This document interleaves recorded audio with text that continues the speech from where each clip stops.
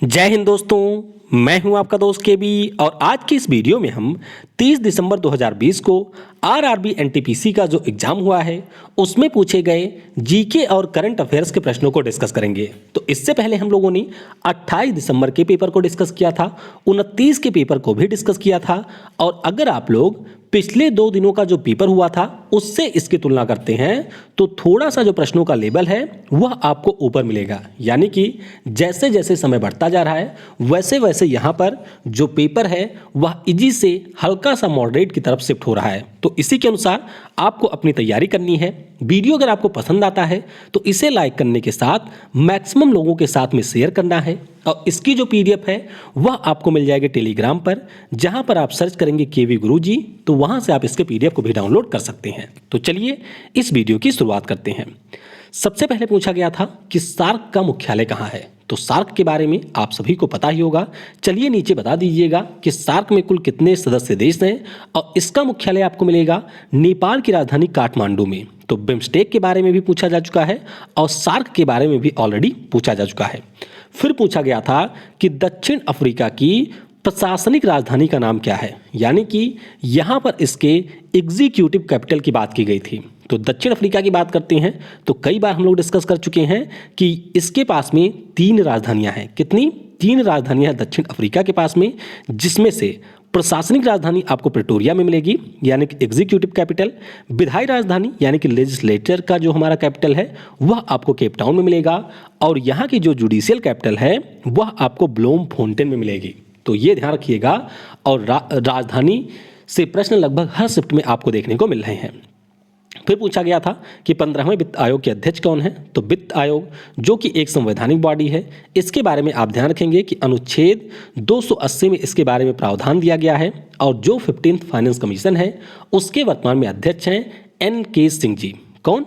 NK Singh ji इसके अध्यक्ष हैं। और केंद्र सरकार के द्वारा अभिरक्षा और आंतरिक सुरक्षा के ऊपर जो समिति गठित की गई थी उसके भी अध्यक्ष बनाए गए हैं NK सिंह जी। फिर पूछा गया था एक प्रश्न जो कि था हिस्ट्री से। तो प्रश्न क्या था कि बारदौली सत्याग्रह या फिर बारदौली के सरदार के नाम से कौन प्रसिद्ध हैं।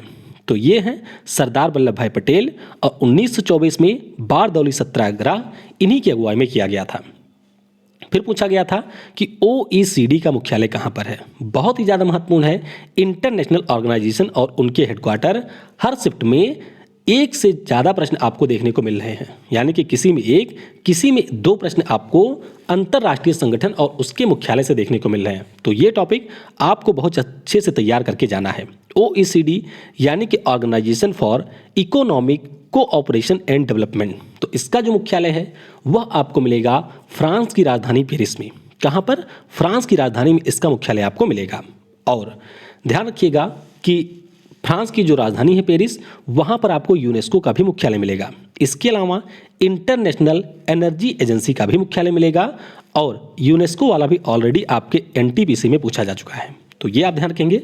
फिर कुछ हमारे राष्ट्रीय पार्क दिए गए थे और उसमें से बताना था कि इसमें से जम्मू कश्मीर का राष्ट्रीय पार्क कौन है। तो जम्मू कश्मीर में वैसे तो 5 राष्ट्रीय पार्क होते थे, लेकिन जो हमारे देश का सबसे बड़ा राष्ट्रीय पार्क है जिसे हम लोग हिमीश नेशनल पार्क के नाम से जानते हैं वह अब चला गया है लद्दाख में। तो वर्तमान में यहाँ पर शेष बचे हुए हैं 4। कौन कौन से?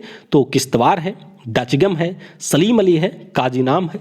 तो ये सारे हमारे इस समय राष्ट्रीय पार्क हैं जो कि जम्मू कश्मीर में मिलेंगे। और राष्ट्रीय पार्क, टाइगर रिजर्व या फिर जो हमारे बायोस्फीयर रिजर्व होते हैं, इनके ऊपर मैप के जरिए मैंने बहुत ही शानदार वीडियो बनाई है। तो आप अगर प्लेलिस्ट में जाकर के सर्च करेंगे स्टैटिक जीके बाय केवी तो वहाँ पर आपको ये सारे वीडियो मिल जाएंगे जहाँ पर मैप के जरिए आप इन चीज़ों को पढ़ सकते हैं। अच्छा, अब बात हुई थी फ्रांस की। तो पहले आप ध्यान रखिएगा राजधानी जो इसकी पेरिस है वहाँ पर आपको यूनेस्को का मुख्यालय मिलेगा, OECD का मिलेगा और आप ध्यान रखेंगे कि OECD का मेंबर हमारा देश भारत नहीं है। ये प्रश्न भी आपसे पूछा जा सकता है कि OECD का क्या भारत मेंबर है। तो भारत इसका मेंबर नहीं है। फिर इंटरनेशनल एस्ट्रोनॉमिकल यूनियन का भी मुख्यालय आपको पेरिस में मिलेगा और इंटरनेशनल एनर्जी एजेंसी का भी मुख्यालय आपको मिलेगा पेरिस में। इसके अलावा जो ऑस्ट्रिया की राजधानी वियना है यहाँ पर भी आपको इम्पॉर्टेंट हेडक्वार्टर मिलेंगे। पहला है इंटरनेशनल एटॉमिक एनर्जी एजेंसी। क्या है? International atomic energy agency. और एक हमारा है OPEC यानी कि organisation of petroleum exporting companies. तो organisation of petroleum exporting countries, तो इन दोनों का मुख्यालय भी आपको वियना में मिलेगा। बहुत ही ज़्यादा महत्वपूर्ण है। कुछ अन्य संगठन के बारे में जान लेते हैं, जैसे कि अगर हम लोग United Nation World Tourism Organisation की बात करते हैं, यानी कि विश्व पर्यावरण संघ की बात करते हैं, तो इसका मुख्यालय स्पेन की राजधानी मैड्रिड में मिलेगा। UNFAO यानी कि जो खाद्य और कृषि संगठन है, इसका मुख्यालय आपको मिलेगा इटली के रोम में, और रोम में ही आपको विश्व खाद्य प्रोग्राम का भी मुख्यालय मिलेगा, जिसे इस वर्ष शांति में नोबेल पुरस्कार मिला है। सार का मैंने आपको बता ही दिया ऊपर कि नेपाल की राजधानी काठमांडू में है। बिम्स्टेक का आपको बांग्लादेश के ढाका में मिलेगा। आसियान का जो मुख्यालय है वह आपको इंडोनेशिया के जकार्ता में मिलेगा। SCO यानी कि संघाई कोऑपरेशन ऑर्गेनाइजेशन चीन के बीजिंग में है। और इंटरपोल यानी कि इंटरनेशनल पुलिस का जो मुख्यालय है वह आपको फ्रांस के लियोन में मिलेगा। तो ये भी आपको यहाँ से याद रखनी है। आगे कुछ अन्य संगठन जान लेते हैं, जैसे कि Institute of Economics and Peace, इसका मुख्यालय सिडनी में है। ट्रांसपेरेंसी इंटरनेशनल, इसका मुख्यालय आपको बर्लिन में मिलेगा, जर्मनी की राजधानी है।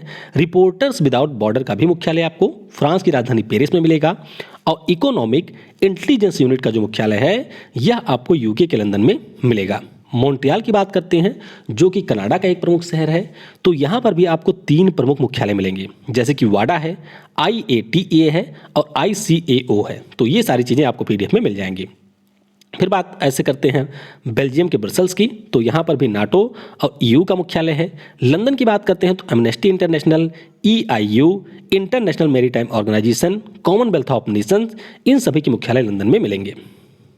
फिर पूछा गया था कि 1 GB में कितने KB होते हैं, यानी कि 1 गीगाबाइट में कितने किलोबाइट होता है। कुछ लोगों ने कहा था कि 1 KB में बाइट पूछा गया था, तो चाहे जो आपसे पूछा जाए ध्यान रखेंगे कि 1024 होता है, यानी कि 1 GB में 1024 KB होता है, या फिर आप कह सकते हैं 1 KB में 1024 बाइट होता है। गुलाम वंश के संस्थापक या फिर मामलूक वंश के नाम से भी पूछा जा सकता है, स्लेव डायनेस्टी भी इसे कहते हैं, और इसके संस्थापक थे कुतुबुद्दीन ऐबक।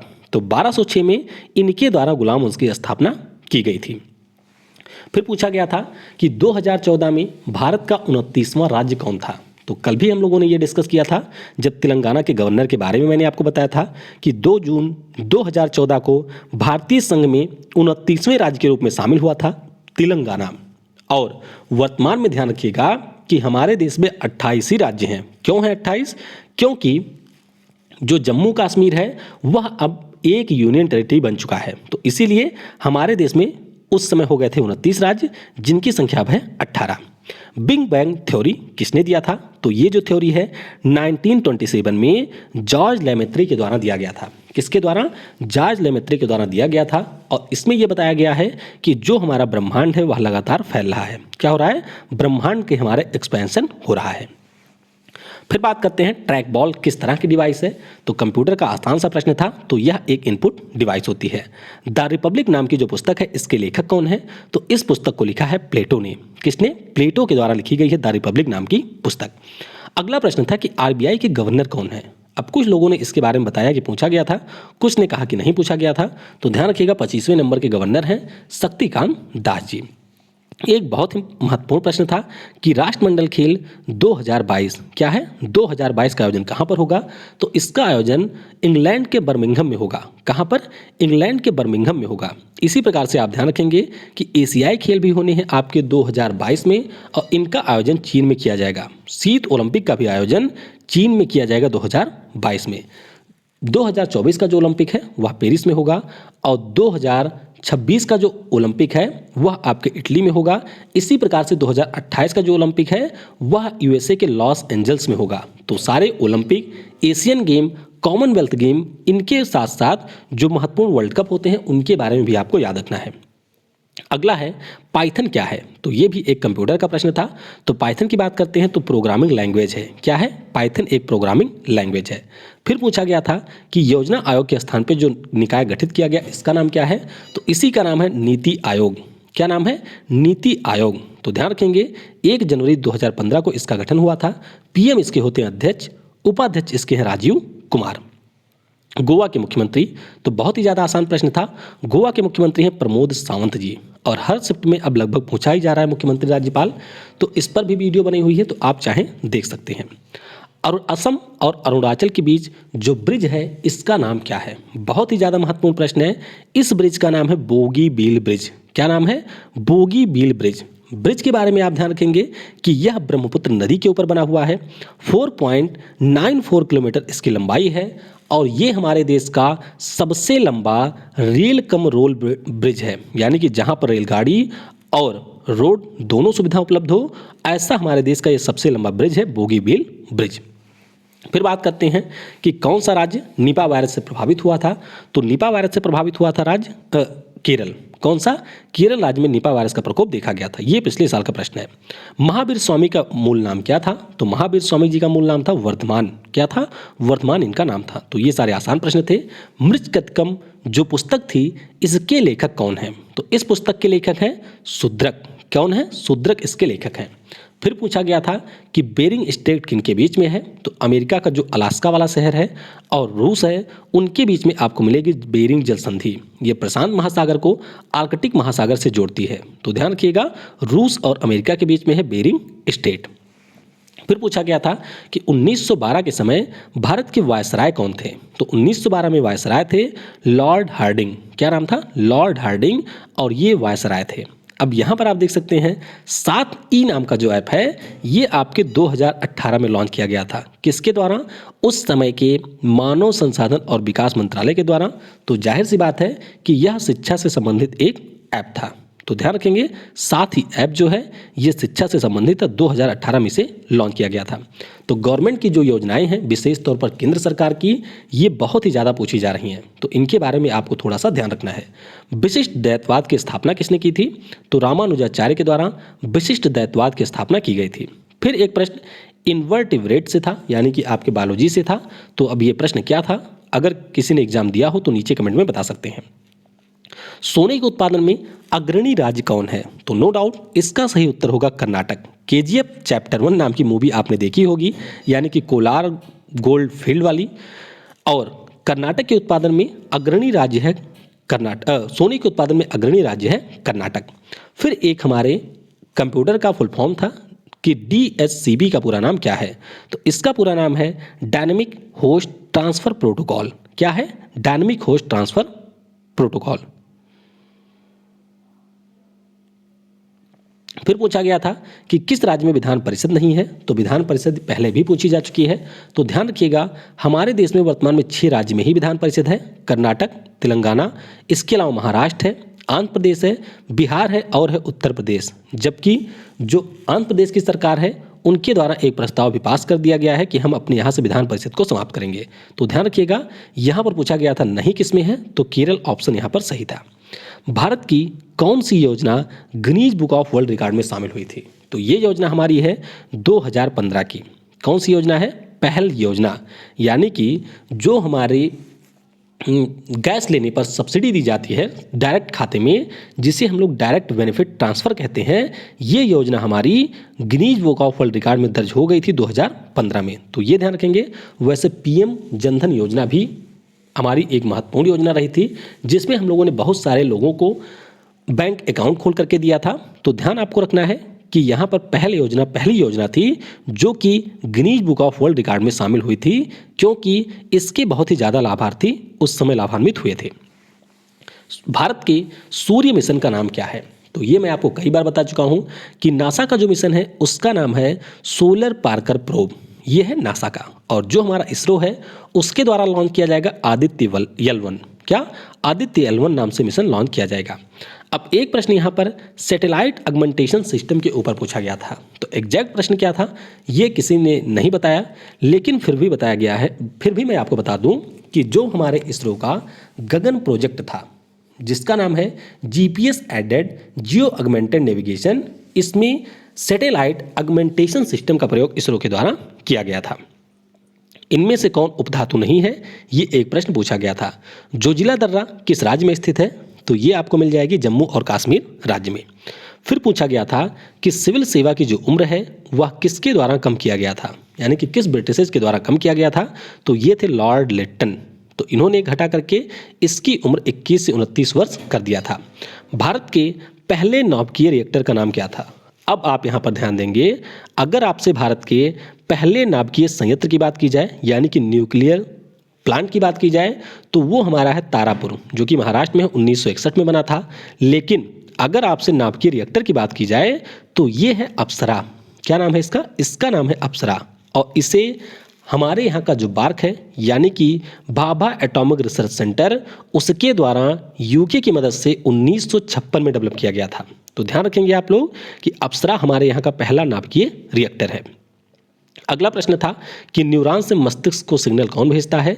तो ये सिग्नल भेजा जाता है स्पाइनल कॉर्ड के द्वारा। तो ये थोड़ा सा चेक कर लीजिएगा, बायोलॉजी मेरी उतनी ज़्यादा स्ट्रांग नहीं है, तो जो उन्होंने बता दिया वो मैंने यहाँ पर एज इट इज लिख दिया है। फिर एक प्रश्न योजना से थी कि ऑपरेशन ग्रीन योजना किससे संबंधित है?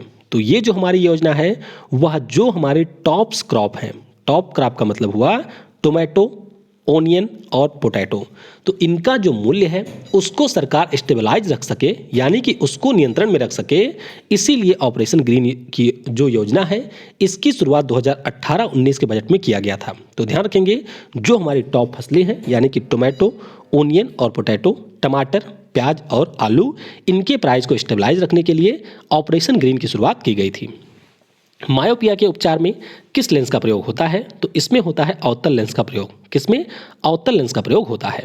फिर तमिलनाडु, पुडुचेरी, कर्नाटक और केरल के बीच किस नदी के जल को लेकर के विवाद है? तो ये है कावेरी नदी।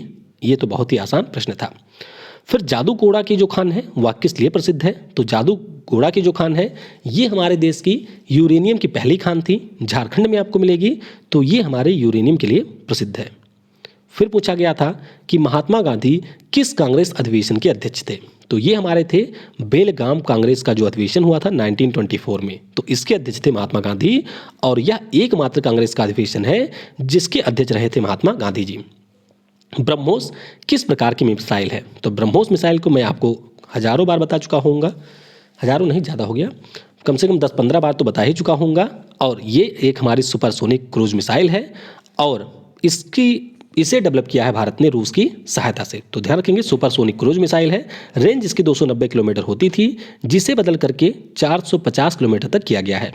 विश्व पर्यावरण दिवस का मेजबान देश कौन सा है? तो विश्व पर्यावरण दिवस ये तो एकदम से पेट क्वेश्चन बन चुका है एनटीपीसी का। पहले इन्होंने थीम पूछा 20 का, फिर 18 का, उसके बाद में कब मनाया जाता है, फिर जाकर के मेजबान देश के बारे में भी पूछा गया। तो अगर आपको याद हो तो दिवस वाले विषय वीडियो में मैंने आपको बताया था कि मेजबान देश है 2020 के लिए कोलंबिया, 2019 के लिए कौन था? तो चाइना था। तो ध्यान रखिएगा 5 जून को मनाया जाता है विश्व पर्यावरण दिवस। टाइम फॉर नेचर इस बार का विषय है। बीट एयर पॉल्यूशन ये हमारे पिछले साल का विषय था और 2018 में बीट प्लास्टिक पॉल्यूशन इसका विषय था। इब्न बतूता किस देश का नागरिक था? तो एज इट इज ये हमारा था मोरक्को का नागरिक। हुमायूंनामा के लेखक कौन है? तो ये इनकी बहन थी गुलवदन बेगम, जिनके द्वारा हुमायूंनामा यानी कि अपने भाई के ऊपर किताब लिखी गई थी, और ये थे हमारे मुगल बादशाह। भारत में कुल कितने हाई कोर्ट हैं? तो ये भी बहुत ही आसान सा प्रश्न है। 25 हाई कोर्ट है वर्तमान में हमारे देश भारत में, और सबसे ज़्यादा जो जुरिस्डिक्शन है वो आपको मिलेगा असम के पास, यानी कि असम का जो गुवाहाटी हाई कोर्ट है इससे सबसे ज़्यादा राज्य जुड़े हुए हैं। 2020 आईपीएल का विजेता कौन रहा?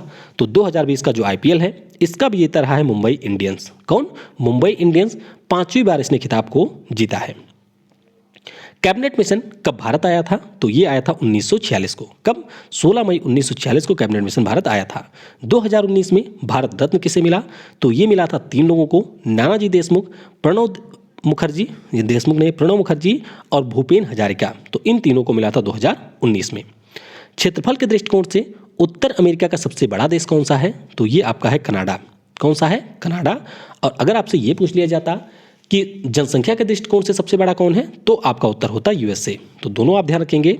समग्र शिक्षा अभियान 2018-19 से प्रश्न था कि यह किस वर्ग के बच्चों के लिए है? तो ये प्री स्कूल से 12वीं तक के बच्चों के लिए है समग्र शिक्षा अभियान। तो इस तरीके से हमने जो भी प्रश्न पूछे गए थे उनको यहाँ पर डिस्कस कर लिया है। आज शाम वाले शिफ्ट के बहुत ही कम प्रश्न मिल पाए हैं, तो जो भी हमारे बचे हुए प्रश्न हैं उनको हम लोग कल के वीडियो में डिस्कस कर लेंगे। वीडियो को समय देने के लिए आप सभी को बहुत बहुत धन्यवाद। Thanks for watching. जय हिंद, जय भारत, और सबसे जरूरी, पढ़ेगा भारत तो बढ़ेगा भारत।